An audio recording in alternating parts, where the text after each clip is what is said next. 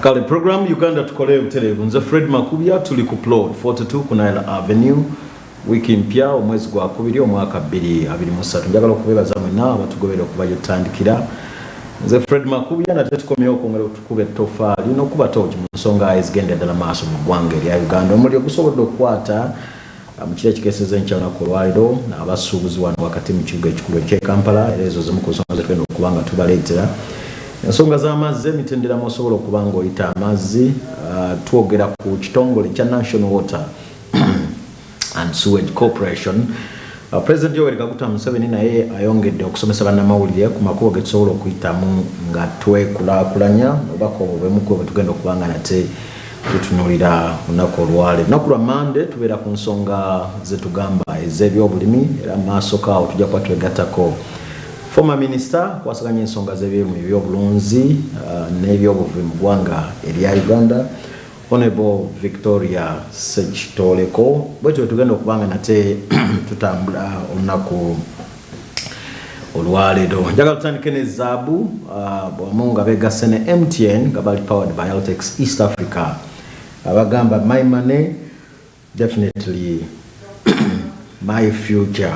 Of course bali wamu ne MTN Uganda nga bali powered by Altex East Africa nga wamu beegasse ne MTN bakyatujjukiza nti gwe nange tusobola okulaba nga tugula emigabo mu ggwanga lye tugamba erya Uganda ne tusobola okubanga nate tugoba obwavu mu ggwanga lye tugamba erya Uganda. Kosi kyoyinza okukola kuwala essimu yo onyige star 292 hash butereevu ojja kuba weegatta ku nkola ya MTN Uganda nga bali powered by Altex wakati w'essaawa 2:15 paka ssaawa 9:15. My money my future nga bali powered by Altex East Africa. Of course twogera ku East African Standard Time. Zezimu kwezi ensonga zitandise nazo naku lwa Mande njagala tutandike n'omukulembeze w'eggwanga His Excellency Yoweri Kaguta Museveni Buhabura ayongedde okusomesa bannamawulire ku ngeri gisobola okuyitamu okwekulaakulanya. Obubaka buno President abwogedde mu nnaku ezibadde 5 bannamawulire zibamazeemu nga bongera okuba nga basomesebwa. Era olukuŋŋaana luno President yaluggalawo wiiki ewedde. Ezimu ku bubaka bwo President bwe yakkaatiriza ye kaweefube okusobola okulaba nti bannamawulire bayita mu kaweefube okulaba nga bakulaakulanya. Era olukuŋŋaana olwo olwali mu bitundu waneeno eby'ekyambogo University butereevu nga President Yoweri Kaguta Museveni Buhabura definitely yali mu lukuŋŋaana yaggalawo olukuŋŋaana lwa bannamawulire olwali luteereddwa mu kibuga eky'e Kampala mu bitundu bye tugamba eby'ekyambogo. Walimu abakulembeze bangi Minister wa ICT of course Honorable Dr. Chris Baliomonsi wamu ne ttiimu y'abakugu mu nsonga z'okusomesa amawulire. President omu ku bubaka bwe yatikka bannamawulire kwe kusobola okulaba nga bakola buli ekisoboka okwekulaakulanya n'okusobola okulaba nga bava mu kituyise obwavu. Era obutereevu ffe nga Smart 24 TV twaliyo ne tukuŋŋaanya obubaka buno. Kasooke tulabe Honorable Dr. Chris Baliomonsi oyo ne ye Minister akwasaganya ensonga z'ebyempuliziganya waneyo Ministry ya ICT and Informational Guidance. Katulabe obubaka bwa Dr. Chris Baliomonsi wamu ne President Yoweri Kaguta. Your Excellency, I thank the journalists and the media profession for the good work that you are doing, because you are the ones who relay information to the public, so that what we do as leaders and what all of us stakeholders do, you take this information to the public for people to know. We must appreciate we are reporting about our country. We don't report to damage our country. I have traveled a lot. I worked briefly in the US, in New York. I have built many places. What many other countries outside do, they report what is positive and what promotes the image of their countries. And you may get an impression that America is like heaven. There are homeless people in America. I have gone to homes which have rats and fleas in America. but they will never show that on television. The security officer, the police have a duty to do their work, but also you have a duty to do your work as journalists. We have met security agents and the police, and I don't think those occurrences are now common, but we also agreed that we need to organize trainings for police to appreciate how to work with journalists, and also most importantly for you journalists to know how to report and cover situations which are sometimes violent. You also need additional skills to see how you can coexist, but it's never the intention of police or security or government to harass journalists. So we shall, as a ministry, see how to organize trainings and capacity building so that you are able to coexist and you are able to do your work as journalists. The clan anthem, they call it Rubara. These ones here call it Mubara, the clan anthem, if you like. But they don't know. You just go to these universities, you get a PhD in neo-colonialism, talking rubbish about things. You don't do actual research among your people. So, our position is 3 points. Point number 1, public affairs, even you journalists, don't involve yourself in public matters if you don't know. Public affairs are 1, to see how to create prosperity for the people, for all the people. Secondly, to create strategic security so that people live in peace and can develop. But thirdly, knowing that Africa is either of similar people or linked, people who are linked, like we have seen. Either they are the same, omusajja, omusaadha, omusaiza, omushaija, same, similar, all linked like this one here, where the kunyara produces a nyara.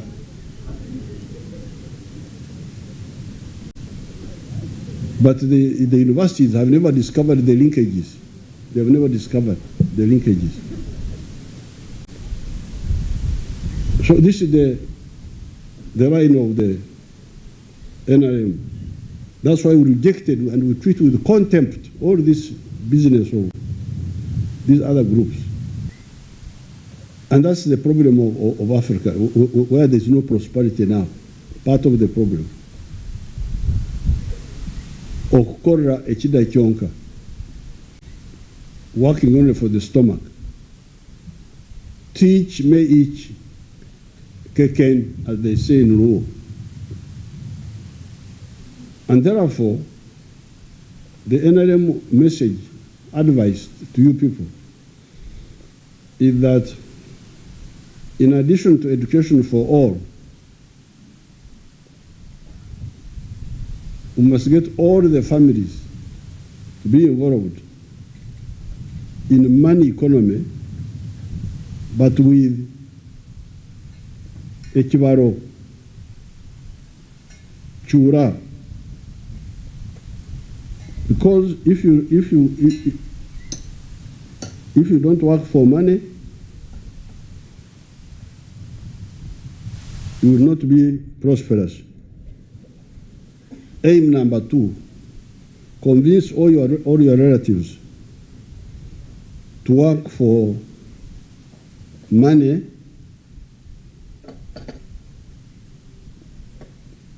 but with ekibaro.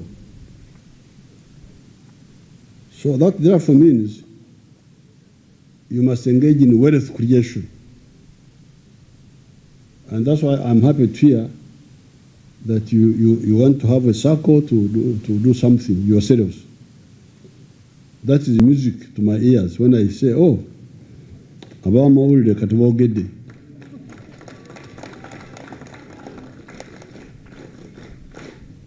I say now a cow is now talking. I had a cow talking.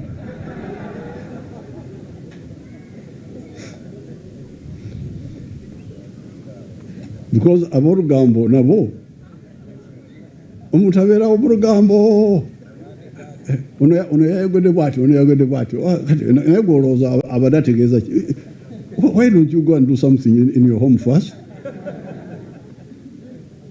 Then you come to Rugambo, to this rumor mongering which you engage in. I normally watch you when you are what they call talk show. These children are really wasting their time. Huh? What do you say? You talk.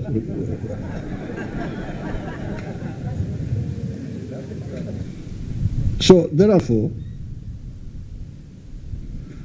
that should be clear. So when you are a transformation, socio-economic transformation, the 3 points up to now: education for all, joining the money economy, wealth creation in the form of either food or goods or services.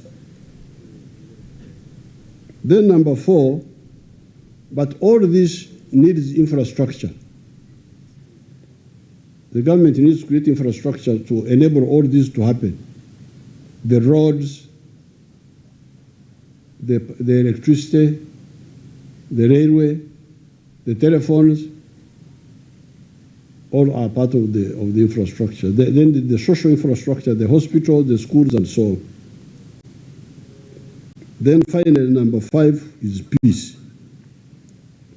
So I think if you get these 5 clearly, and talk about them to the others, you'll be helping your country. Because some of the countries which have remained behind is because they have not been doing the right things. Africa remained behind because it lagged behind. So therefore, I'm very happy to meet you here and hear that you also now want to engage in wealth creation. Bwe mpulira omuntu ayogera ku bugagga awo nsanyuka, because that is also another big confusion. In all of your languages, the words are clear. In Uganda, you'll hear of enkulaakulana, development.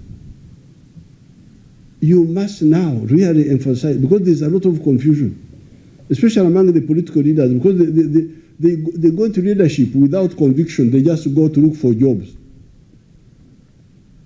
They hear there's a job, so you go to look for a job. But you go to look for a job for something you don't know what to do. So when they come to please the people, want a road here, want what? Really, what will save people is Lonyo. Lonyo mega, my wealth. Ogaga.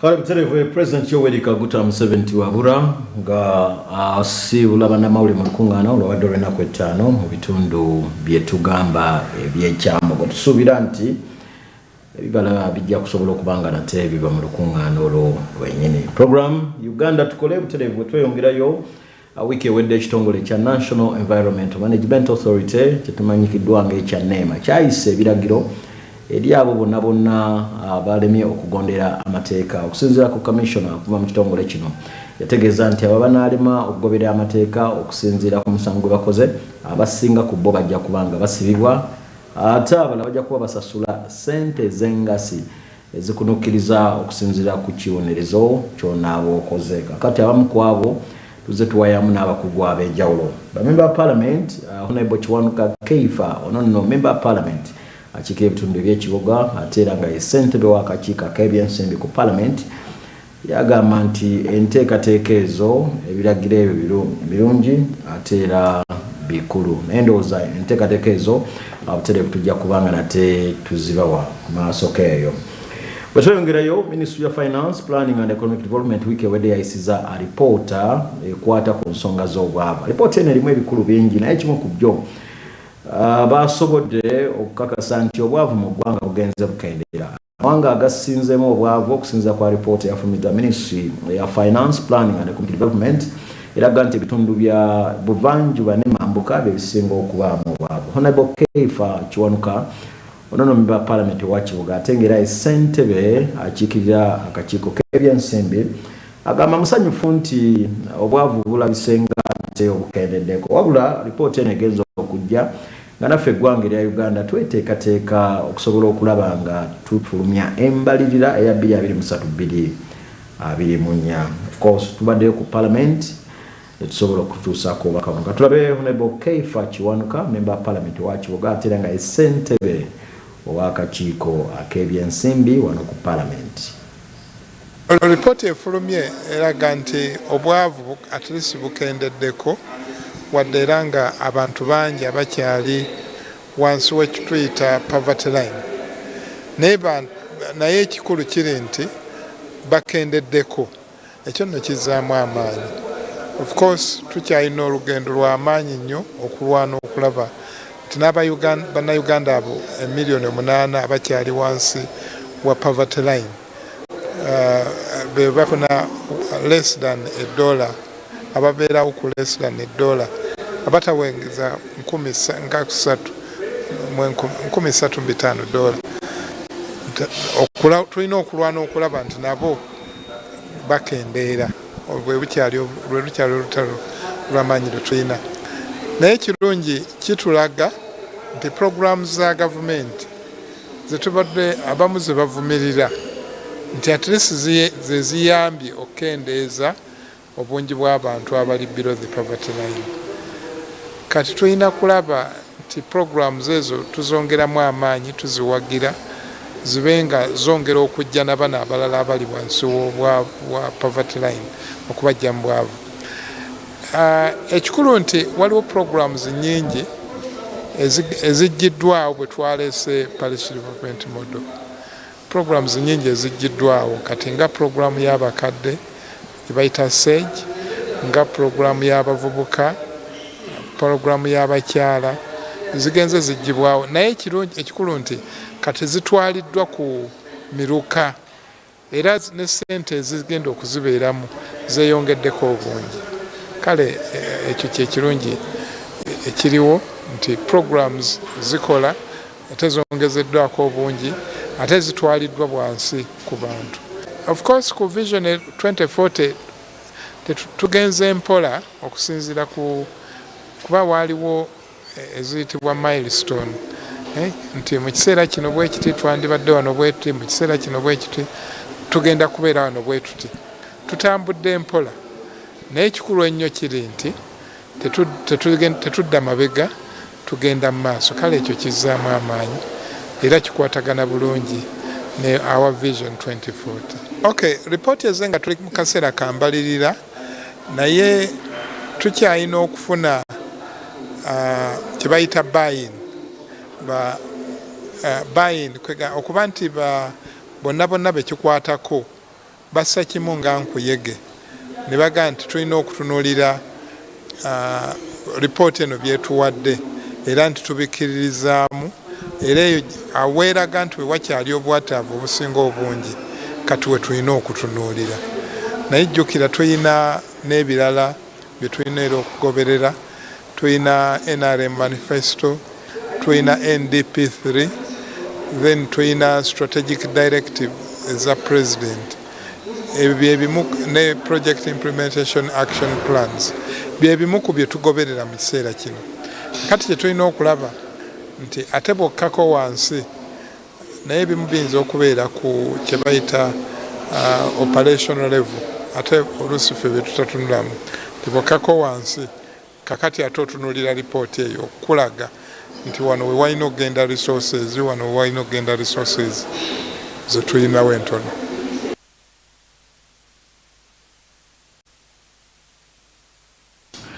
Kale kuterevu Honorable Keifa kiwanuka member parliament wa Kibuga atiranga esentebe kulira akakiiko ak'ebyensimbi wano ku parliament erya Uganda. Kosa report eyo obunanyiza waffe kwe kwongera okubanga tugikubaganyamu ebirowoozo n'okusobola okubanga nate tugikuteera ku meeza.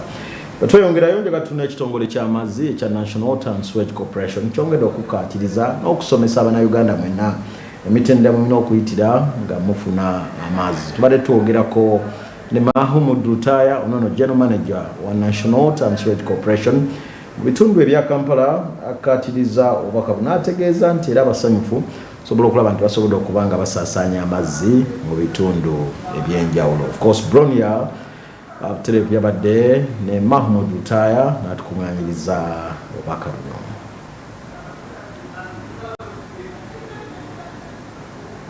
Bafuna amazzi kitwasookera kukolera ddala okulaba nti no tuyina obusobozi okulaba nti no tusobola okuproducing amazzi ge twetaaga. So mu myaka 10 tubadde tugezaako okudevelopinga capacity eyo nga wetukikoze naddala mu Kampala tubadde tulina project gye tubadde tukola ey'ekatosi nga project eyo ebadde egenda kuyamba okulaba nti no Kampala erina amazzi agamala nga tetunagicommissioninga twali tufulumya amazzi buli lunaku nga tukufulumya amazzi gawera almost million 2.4 nenga obwetaavu bwalinga million 3. Amesanga nti no capacity yaffe ge twali tufulumya nga tegamala okusobola nti okulaba nti no buli mwaka n'amazzi. Okuva twa commissioninga project ya Katosi omwaka guli nga July kat right now ng'ekitongole mu Kampala tulina capacity ya million 4 olunaku nyate nga demand eziringa million 3. Kitegeeza kati tulina amazzi agamala kulaba nti buli omu wenna wali mu Kampala afuna amazzi. So wetuka ku business community tubadde tugezaako okukwatagana ne UIA Uganda Investment Authority okulaba mu industrial parks zonna zibagazeetinze tuteekawo infrastructure y'amazzi ne sewage services. Era ekyo tukikola si mu Kampala yokka ne mu bitundu ebirala byonna. Ne URA yatuwa office eri dedicated okulaba nti no tulina omukozi waffe abeeramu omuntu investor inaze nga ayagala kufuna information y'amazzi omuntu oyo asobola omuyamba. So business committees endala ezitali mu industrial park ng'ekitongole era tugezaako okulaba nti no tuba prioritizinga process y'okufuna amazzi tugezaako gigonza tukyetaaga kutambula ku office zaffe wonna wooli okola ki or you can apply for water n'ogafuna mu not more than 15 days. So tumanyi aba business committees bakulu gye tuli era tugezaako okulaba nti no services etubawa za njawulo ni ekisinga obukulu zirina okuba nga zimeetinga their demands and expectation. Abantu ba business tebadde tebatukoze bulungi ng'ekitongole twesanze nti no abasinga okuba amazzi babadde bantu bakola business bagezaako okulaba nga bafuna shortcuts gyebasobola tebayinza okufuna amagoba kati bakikoze nga babbye mazzi byosanga nga pipe yaffe mita yaffe yagibypassinga abamu mita zaffe bazikuttemu naye nga tubagamba eno si enkola gye tulina okukolamu twagala tukwatagane wamu nga bapartners okola nti oba olina ofiringa nti your bill is high oyinza twaprochinga ne tukwa ku magezi engeri gyoyinza okukola ki ogimanaginga than gwe okutandika okukola ki okuloza the only way you can manage your bill ng'ogabba bubbi. Tugezaako okuteekawo engeri ey'enjawulo y'okulaba nti no abantu abakola businesses amazzi gaabwe gabeera reliable. Abasinga tutaddewo tanks we bali n'amazzi ne baba tufunye obuzibu bwawolonna alisi ezo areas bazikola ki zirina amazzi naye nga ekikulu kyabina kitusaba twagala kukwataganira wamu ffenna okulaba nti no ffenna teri akusa munne ng'ekitongole emisala gyaffe gy'amazzi tegiri waggulu nnyo naye nga nabo tubasaba nti baleme kubba amazzi gaffe kuba bubba amazzi batokosa national water niyo bokosa ggwanga lyonna. Emiwendo gy'amazzi kati tulina tugamba amazzi kyekimu ku kintu ekirina omugaso nyatera ku kintu kyekimu ku kintu ebbeeyi yakyo si teri waggulu nnyo. Tulina emitendera nga 6 gy'aba customers. Omutendera ogusonka we muntu wa wansi oba muntu mufuna mpola ffe ekidomola kya lita 2 koyo omuntu kimuggyako sinja 25 zokka. njagala okukakasa nti tewali si kintu kyokka kati mu Uganda kyosobola kufuna ssiringi 25 kujjako maybe amazzi k'omuntu wa wansi. Naye tulina okusomozebwawo nti no national esaba ssiringi 25 ne kati waliwo abatambuza butaapu ababuraninga ne basanga basabye abantu ssiringi 2 ekidomola ssiringi 3. Tugezaako okukwatagana n'aba LCs okulwanyisa omuze ffe tusuubira nti n'ekidomola kirina okubeera ku bbeeyi esobozesa omuntu wa wansi okukola ki okufuna amazzi. Kategori endala beba domestic customers ti amazzi wakayingiza mu nnyumba oluusi no plumbing. So kati ekidomola kya lita 2 tukujjako ssiringi 88 tezola na ssiringi 10 so noesanga nti amazzi gali really affordable. Kategori endala the commercial the businesses kati tarifu ya business twagikola emirundi ebiri ti waliwo kasitoba okozesa amazzi okuva ku unit mpaka unit 5 ekidomola kya lita 2 tukujjako ssiringi 15 ne kasito otandika okozesa okusukkawo awo ekidomola kidda ku ssiringi 88. So kitegeeza nti no gy'oyongera okukozesa amazzi gy'oyongera okukola ki okusavinga ssente zo. So oluusi abantu abamu tebamanyi ekyo ne besanga nti no ye alowooza okuba amazzi ye solution. Kategori endala the institutions oba masomero oba ministries ati ekidomola kya lita 2 tujjako ssiringi 89. Then esembayo the industries naddala buli nga industry ng'ekushuminga okusukka million emwe ya liters oyo ekidomola kya lita 2 tujjako ssiringi 59. So bw'otunuuliramu weesanga nti no really omuwendo gw'amazzi guli affordable era twagala kukwatagana awamu ne ba customers ne business communities okulaba nti no obuzibu obugwawo. Waliwo challenge tugifunye aba tenants naddala abali mu bizimbe mu arcades ba landlord babajjako ssente z'amazzi buli mwezi. Abamu babajjako na ssiringi 10,000 ez'amazzi ki buli mwezi ne bageza kubalaga ekifaananyi muno amazzi bagaseera naye ati noosanga nga bugata ssente zonna landlord zafuna ne biri y'amazzi ziri almost times 2 biri yaki y'amazzi again. So kitwagala okukola twagala kukwataganira wamu ne abapangisa b'ebizimbe ebyo ne ba landlord tutaaga kuseera abantu mazzi kubanga amazzi simba ga buseere naye abantu bakozesa advantage eyo okunyaga omuntu agezaako okukola ki okwekolera omuntu mupangisa ate omugyeko ssente z'amazzi omugana amazzi ga 10,000 buli mwezi n'otandika omugamu national tekola ki eseera amazzi ate nga si bwe butuufu. So genda kugezaako okukola kutagana wamu ne ba stakeholders bonna tulabye nga obuzibu bwonna bwe tulina tubusolvinga. Ekitongole kya government si kya muntu kitongole kyaffe nga national water era tuli okubaweereza. Tulina ekigendererwa kyaffe nga national kulaba nti buli munnayuganda yenna gyali gye tuweereza afuna amazzi kyera kyengeza kugamba muno ssente za solar oluusi e Kampala ze tuyamba okuweereza amazzi mu bitundu ebitali bya njawulo. Tutaddewo system eno eya e-bills. Eno system egezaako okulaba nti tugonza obulamu bw'abakasitoma. Tukusaba bwe olina obuzibu bwonna n'eno system tutuukirire mu ofisi zaffe ja kumeka sure nti tukola ki tukisolving. Abadde babba amazzi ng'oli awo ng'obba amazzi oba wali business tukwegayiridde tukusaba og'omuze ogukomye kubanga tugezezaako okuteekawo enkola egenda okumakinga obulamu bwo nga si bwangu. Ne njagala kusaba bakasitoma baffe bonna ng'oli ayo nga tukyakubanja gezaako okusasula ku biiriyo.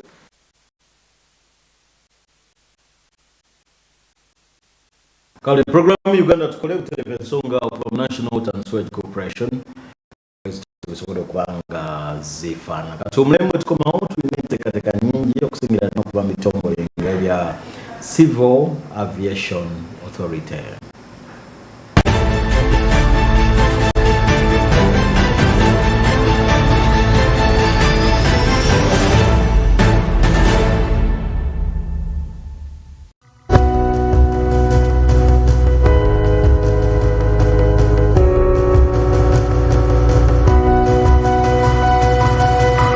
Smart 24, driving business. Say goodbye to paperwork and travel costs. Now every MTN customer can register to invest in securities anytime and anywhere with Zabu in a few simple steps. Step 1. dial *292#. Step 2, select option 1, register with Zabu. Step 3, enter your full names. Step 4, enter your national identification number. Step 5, enter your national identification card number. In 24 hours, you will receive an SMS confirming your registration. Congratulations, you are now ready to invest.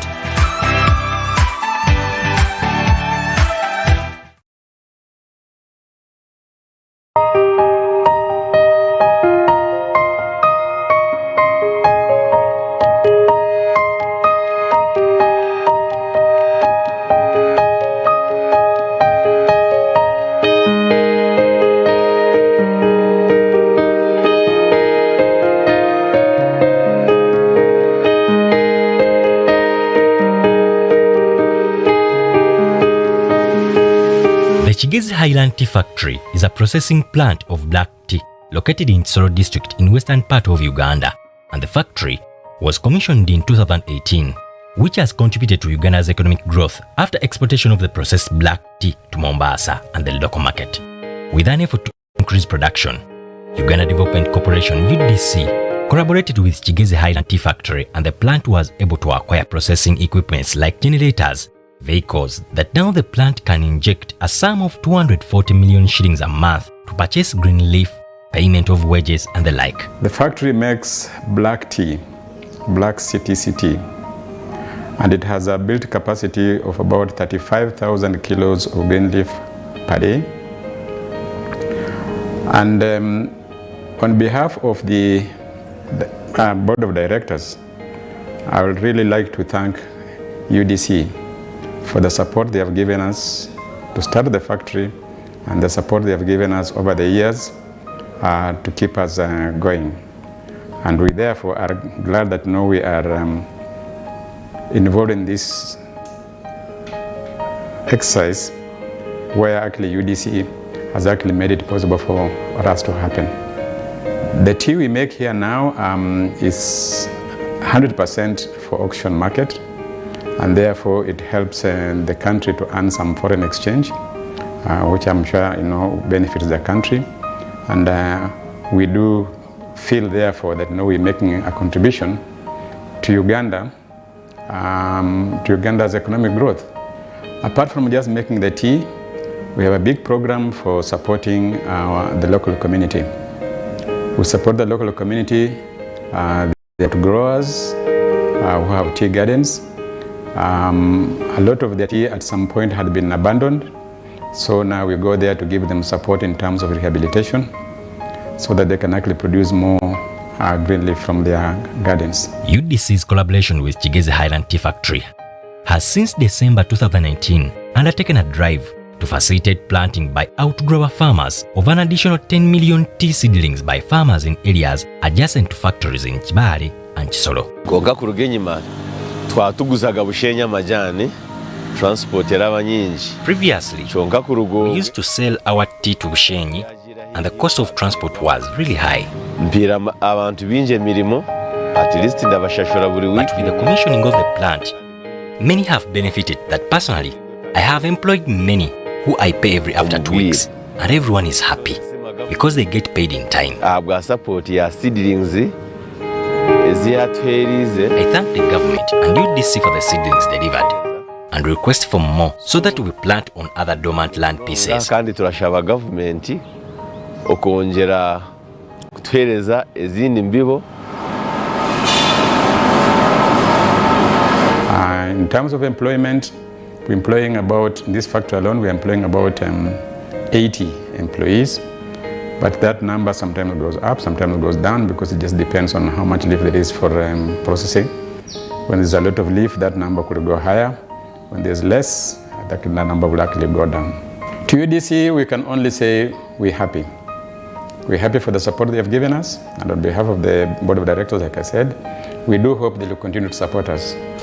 As we stand today, we have not quite got the full capacity of our factory. And we are still hoping that with their support, we're going to maximize on what the farmers that are around here can give the factory, so that we operate the factory at full capacity. But Since we started from the year 2018 to 2022, there has been significant progress. Buli wiki nimba nenyamukira omutwalo. Every week I harvest 10 kilos, which can hardly be achieved anywhere. My children's fees are catered. I have managed a house. Yes, we would like to congratulate Uganda upon their 60 years of independence.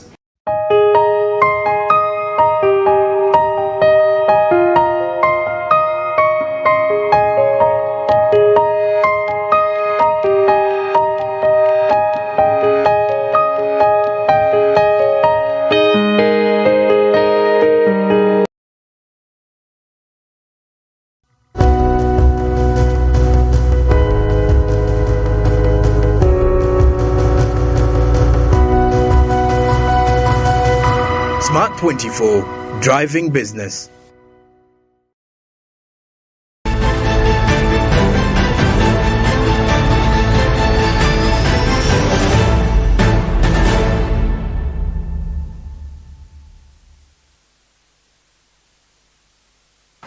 Kale program Uganda Tukole buterevu nze Fred Makuya tuli ku plot 42 Kunile Avenue wakati mu kibuga Tukole kye Kampala twongera okutunulira ezimu ku nsonga ezigenda ddala maaso mu ggwanga erya Uganda. Tukyali ne MTN Uganda buterevu nga bali powered by All Taxi East Africa wamu ne Zabu abagamba my money definitely my future. Tukyali mu kaweefube ow'okugoba obwavu era ba MTN Uganda abali powered by All Taxi East Africa wamu ne Zabu bagamba tusobola okugula emigabo ne tusobola okugoba obwavu wakati w'essaawa za 2:15 mpaka ssaawa 9:15.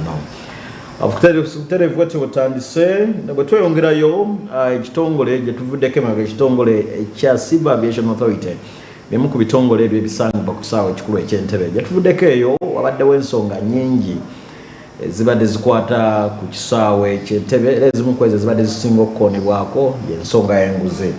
Benson Mumbere buterevu yabaddeko mu kafubo ne Vyandujja ono ye mwogezi w'ekitongole ekya Civil Aviation Authority bakubaganya birowoozo kweza ensonga ezibadde zigenda ddala maaso ku kisaawe eky'Entebbe era buterevu obubaka buno katubawe.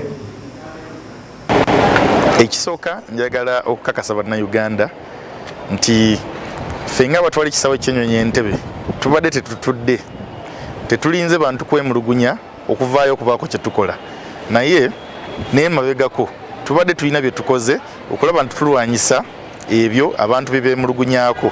Ekyokulabirako olw'okutunuulira feedback gye twafuna emabega twasobola okukangavvula abakozi omugatta 26 okuva mu bitongole ebyenjawulo ebikakkala by'emirimu ku kisaawe ky'ennyonyi Entebbe nga muno mwe muli immigration, mwe muli handling agents abanasi ne DAS, abakozi b'ennyonyi ab'enjawulo, mwe muli ebyobulamu abakebera COVID certificate n'abalala, ab'ebyomusolo, mwe muli aba labor desk n'abalala n'ab'ebyokwerinda. Naye olwa okwemulugunya kuno okubaddewo nga kuyita ku mutimbagano gwa internet waliwo ate bitwongeddemu okusaaka essira. Ekyokulabirako tugaye nti kati buli omu abeerenga erinnya lye liwandiike ku uniform ye era ekyo kiteekeddwa mu nkola. Ne tugamba nti tukugidde abantu okubeera n'amasimu nga bali ku mulimu naddala abo aba interfacing ne ba passengers nga bakola emirimu gyabwe okuggyako aba supervising bokka be bakkirizibwa okusigala n'amasimu gaabwe. Ekirala ne tugamba katulungamye mu nkola. Tubadde ne desks nnyingi ez'enjawulo, eno labor desk, eno ekebera yellow fever card, eno ekebera oba bakugemye. Ezo desks 3 zonna tuziggyeewo ne tugamba nti bye badde bakola bisobola okukolebwa abantu abamu abatonotono. Ekyokulabirako owa immigration asobola okukebera abo aba labor desk bye badde bakebera. Handling agent asobola okuverifyinga documents bana aba COVID-19 port self bye badde bakebera. Kati okendeeza emmeeza ezo ennyingi kiyamba nti omusaabaze kati tayita mu bantu bangi. Ekisooka njagala okukakasa bannayuganda nti ffe oba general manager atwala ekisaawe ky'ennyonyi Entebbe beebo bokka abakkirizibwa okuwa olukusa olwo. Ekirala kye tukoze twayisizza olukalala lw'obukwakkulizo omusaabaze bw'alina okutunuulira ng'ayita mu kisaawe ky'ennyonyi Entebbe. Ekyokulabirako ne tugamba nti ekisooka olina okuba ne passport eri valid, ekitegeeza nti olina okuba nga esigaza emyezi 6 nga tennaba kuggwako. Ekyokubiri tunulira ensi gy'ogendamu oba yeetaaga visa weba egyetaaga gifune obeere nayo. Ekyokusatu ticket osobola ogiprintinga ne weba teri printed osobola okubeera nayo online. Ekirala era tunulira ensi gy'ogendamu biki bye yeetaaga. Amawanga agamu gajja kusaba yellow fever card ekyokulabirako nga Tanzania, South Africa ne China. Era mu kutunulira ebyetaago by'ogyogenda amawanga agamu gajja kugamba nti jangu ng'ogemeddwa ddoozi zonna ziweddeyo. Ekyo nakyo kitunulire nga oconsultinga airline gy'obukinze tiketi nayo. Kati bw'ova ku ebyo tukubiriza omusaabaze atuuke ku kisaawe mu budde ng'ebula essaawa 3 okuva ennyonyi lw'eneesimbula okuva ku kisaawe Entebbe. Tugamba essaawa 3 kubanga ennyonyi international airlines ezisinga ziggalawo check-in counters ng'ebula essaawa emu ennyonyi esimbule.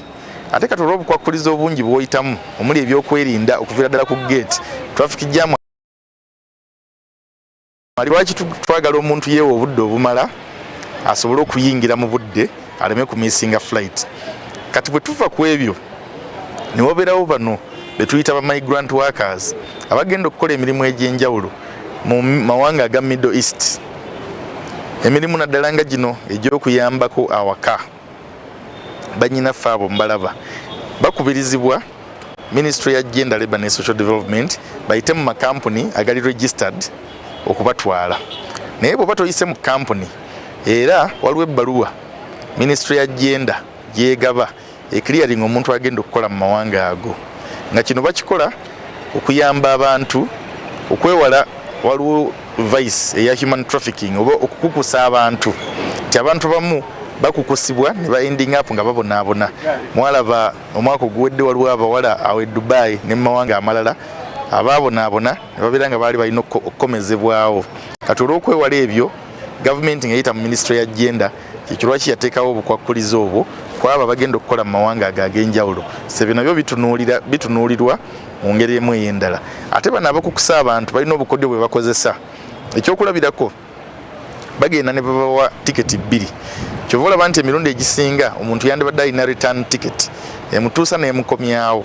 Naye waliwo circumstances ez'enjawulo omuntu gy'asobola okubeeramu ne tiketi eya one way. Ekyokulabirako singa gy'ogenda oli resident ng'olina obukakafu obulaga nti olina obutuuze gy'olaga osobola okugenda ne one way ticket. Oba bw'oba olina obukakafu obulaga nti osoma olina student pass ogenda kumalayo ebbanga ng'osoma awo nawo osobola okukozesa one way ticket. Ekirala kisinziira ku kika kya visa gy'ofunye. Ekyo nakyo kisobola okukola ki. Naye bw'obeera ng'ogenze ekyokulabirako kukyala bukyazi kumala bbanga lya kaseera kyokka olina tiketi ya one way. Abakukusa abantu bano kye batera okukola babawa tiketi 2. N'amuwa tiketi emu emujja Uganda okumutuusa gy'agenda n'amuwa endala emujjayo okumukomyawo. Kati olutuuka gy'agenda ng'eno emukomyawo bagisazaamu n'abeera ng'asigadde ku mmase yaabwe. Kati ebyo nabyo abakozi bwe babitunuulira balaba red flag ne batandika okubuuza ebibuuzo ebisinga ku ebyo bye bandibuuzizza omuntu omulala. So ebintu ebyo omuntu alina okubyetegereza n'aba nti tagwa mu butego obwo. Ekirala abakukusa abantu balina obukodyo obulala bwe bakozesa. Omuntu ali eri n'aweereza invitation letter n'ayita abantu 20 okuva mu bifo eby'enjawulo. Omu avudde Masaka, Mbarara, Jinja, Mbale bonna tebeemanyi naye bonna muntu omu yabayise. Ebyo nabyo ab'ebyokwerinda bwe babitunuulira ne balaba nti wano waliwo obuzibu. Kati bano abantu abangi abayitiddwa omuntu omu gwe batamanyi nga nabo tebeemanyi. Kati bayinza okuba nga babuuza ebibuuzo ebisinga ku ebyo bye babuuza omusaabaze omulala. Naye nga kino bakikola okutaakiriza obulamu bw'abasaabaze abo obubadde bugenda okugwa mu matigga nga bakukusibwa abo abenyigira mu human trafficking. So ekyo nakyo kikulu abantu bakimanye. Kale buterevu ensonga ezifaana ku kitongole ekya Civil Aviation Authority oye Vyandluja ye mwogezi w'ekitongole ekya Civil Aviation Authority ndowooza enteekateeka ezigenda ddala maaso ku kisaawe eky'Entebbe okulabira ddala nti empeereza eyongera okubanga ekyuka bwe zityo bwe zifaanana. Abatulaba tuli mu program Uganda Tukole wano tuteekera essira ku nsonga ezikwata ku kukola otukuba torch mu nsonga ezenjawulo ezigenda ddala maaso mu ggwanga erya Uganda. Era osobola okutwegatako ng'oyita ku social media platform, genda ku Smart 24 TV Live, ku Twitter handle butereevu kwetuli, ku Facebook butereevu kwetuli, ku Instagram butereevu kwetuli. Osobola oteekako obubaka bwo ne twongera okutunuulira ensonga enkulu ezigenda ddala maaso mu ggwanga erya Uganda. Of course lunaku lwakubiri lunaku lwa Monday tubeera ku nsonga ez'ebyobulimi mu ggwanga lye tugamba erya Uganda. Wano tuteekera ddala essira kuba tumanyi nti sekita ey'ebyobulimi ezimu ku sekita ezimirizaawo eggwanga erya Uganda. Twogera ku byobulimi twogera ku bintu ng'emmwanyi, twogera ku bintu nga twogera ku bintu ebyenjawulo gwe nange ebitubeezaawo. Agricultural sector eno ze zimu ku sectors ezitunuuliddwa mu kirooto ekya Uganda kituyise Vision 2040. Bw'otunuulira okusinziira ku nteekateeka namutaayika ya NDP, National Development Program, definitely bw'otunuulira NDP 3 gye tulimu ne phase eyokusatu, agricultural sector ze zimu ku sector government zetunuulidde ezigenda okutuyamba okututuusa ku kirooto ekya Vision 2040. Of course mu sector zimuno mulimu endala nga ez'ebyobulimi, of course ye agricultural sector, tuyina sector ey'ebyobulambuzi gye tuyise eya tourism, tuyina sector eya human capital development. Awo nno baba batunuulira gwe nange ffe Abannayuganda. Tuyina sector eza oil and gas wamu n'endala zonna. Lunaku lwakubiri lunaku lwa Monday tubeera ku nsonga ze tugamba ez'ebyobulunzi, era maaso butereevu tugenda kuba twegattako abakugu abasinga okutunuulira sectors zineeno ez'enjawulo. Butereevu bwe tweyongerayo abatulaba tuli mu program Uganda Tukole, wano wetunuulira ensonga enkulu ezigendera ddala maaso nate mu ggwanga erya Uganda. Ekyolunaku olwaleero wabaddewo omuliro ogukutte Abannayuganda n'ebintu byabwe waneeno masekati ag'ekibuga ekikulu eky'e Kampala, era ogulese obutitimbi bw'ebintu nga busobodde okusaanyizibwawo. Basasi waffe of course bakeddeyo ekyolunaku olwaleero, era obubaka obwo ndowooza mu Business Today tugenda kuba tubukuŋŋaanya okusobola okulaba nga nate tubukuleetera. Of course kiki ekiyinza okuba nga kiviiriddeko omuliro guno, kiki ekyetaaga okuba nga kikolebwa, go amawanga amalala gakwata gatya ensonga ezifaanana bwe zityo, naye ye omusuubuzi ayinza kwekuuma atya okusobola okulaba nga yeewala ebizibu ebifaananako bwe bityo. Of course ebimu ku ezo ensonga zetugenda okuba nga maaso keeyo twongera okuba nga tumulungula. Twongedde okutegeezebwa nti ne President yataddeyo omukono ku tteeka lye tuyita ery'ebyennyanja, the Fishing Act, etuuseka luli ebadde bill, President wamala ogiteekako omukono, awo nno eba efuuse act eya 2022. Of course butereevu nazo ze zimu ku nsonga zetugendera ddala maaso okuba nga tumulungula n'okuteera nate ku meeza. Kale program Uganda Tukole waneeno ensonga ez'enkizo zetugendera ddala maaso okuba nga nate tutunuulira okuba mu torch n'okusobola okukakasiza ddala nti nate tuzikuteera ku mmeeza. Eno TV ya musuubuzi era ensonga ezikwata ku ebyo ebikwata ku basuubuzi okuviira ddala wansi mu gye tuyise informal sector, okutuukira ddala baganda baffe abali wakati be tuyise abali mu middle class, ate naffe abasobodde okusesemuka ne tusobola okuba nga nate tutambula ezimu ku nsonga ffe zetugenda ddala mu maaso okuba nga tukubaganyako ebirowoozo. Of course lunaku lwa Monday tuba tusuubira ne security press briefing ebeera waneeno ku police headquarter, era tuba tusuubira abakulu okuva mu Uganda Police Force, Afande Fred Nanga wamu ne ttiimu ye ku ludda olwa traffic, Afande Farida Nampiima. Tuba tusuubira baganda baffe abatwala ensonga za Minister of Internal Affairs, Simon Peter Mundei, awo nno baba batuwa update ku nsonga zetu.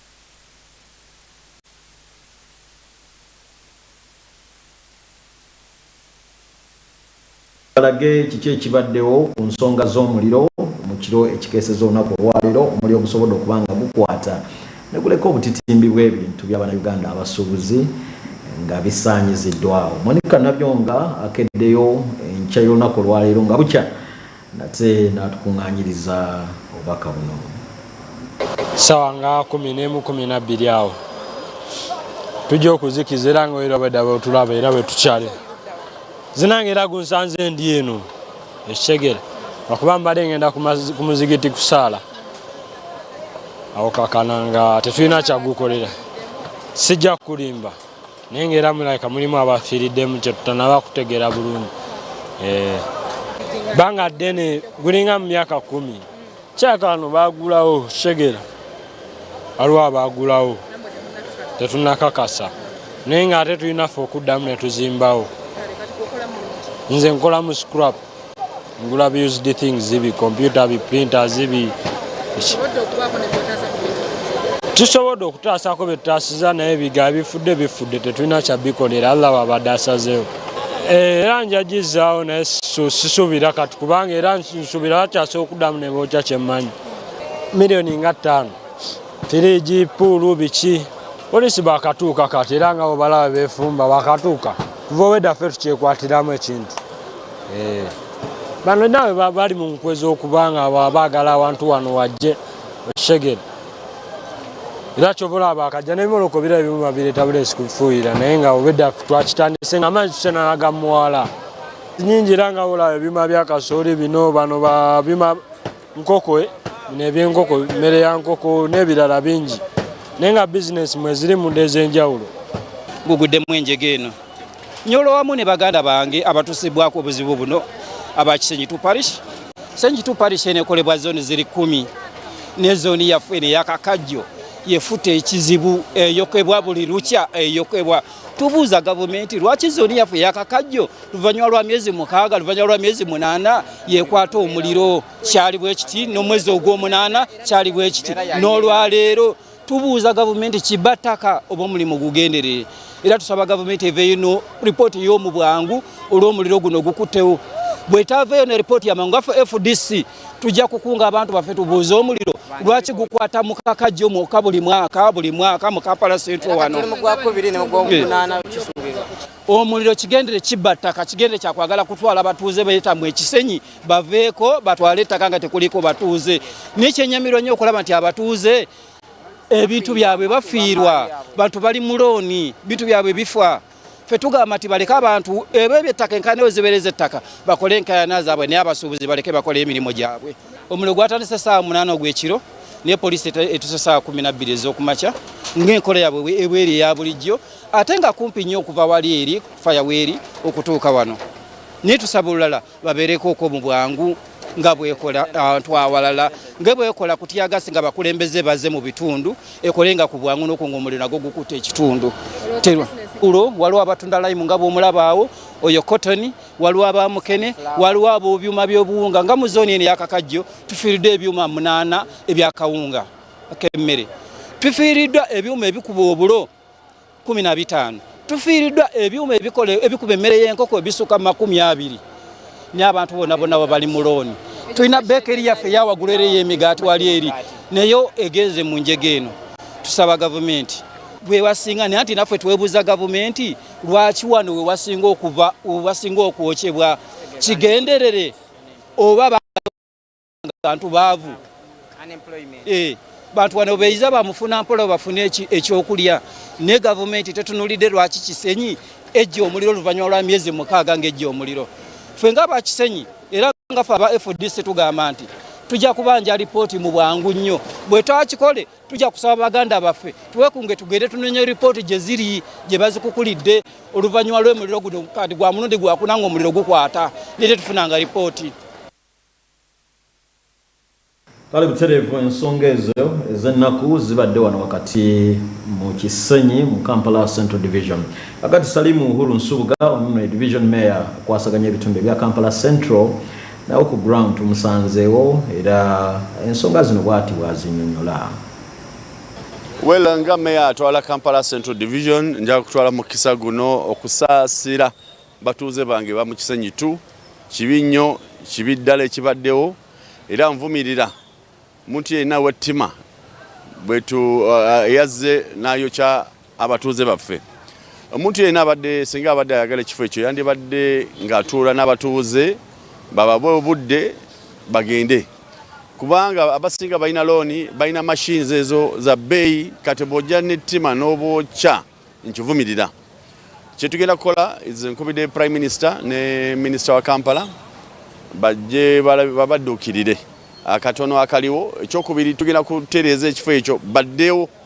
bwe badde, so bo olowooza ogenda kutwala ettaka for free tekijja kusoboka, olemeddwa okutuula n'abatuuze, so tugenda okunga abantu baddeyo bwe babadde.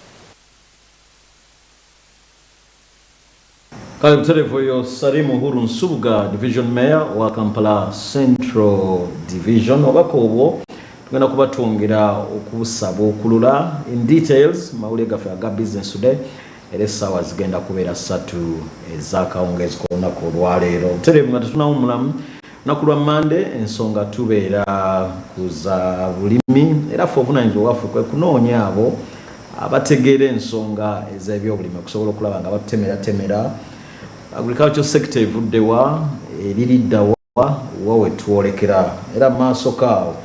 Of course, at the top of the hour, tugenda kuba twegattako the Honorable Dr. Victoria Sekitoleko.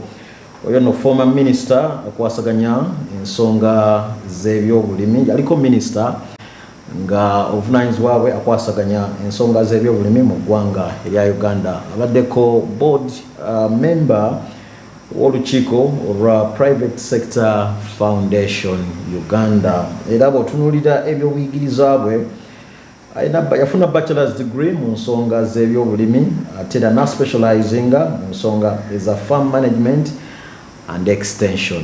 Kakati given that rich experience, Honorable Dr. Victoria Sekitoleko utereva agenda kuba atwegattako tutunuulire ensonga z'ebyobulimi nate mu ggwanga erya Uganda tuvuddewa tuliriddawa ate wawe twolekedde. Mbajjukiza nti ebyobulimi gavumenti egamba ezimu ku key priority sectors zetunuulidde ezigenda okututuusa mu kirooto ekya Vision 2040. Of course wetwogerera tuli mu NDP3, tuli mu phase ey'okusatu.